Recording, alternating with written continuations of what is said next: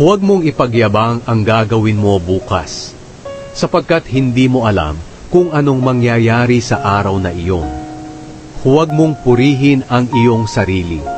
Pabayaan mong iba ang sa iyo ay pumuri. Ang buhangin at bato ay mabigat, pero mas mabigat na problema ang idudulot ng taong hangal. Mapanganib ang taong galit, ngunit ang taong seloso ay higit na mapanganib. Mas mabuti ang pagsaway na hayagan kaysa sa pag-ibig na hindi ipinapaalam.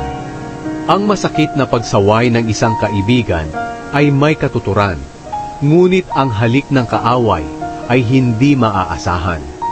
Kahit pulot ay tinatanggihan ng taong busog, ngunit sa taong gutom, kahit pagkaing mapait ay matamis para sa kanya.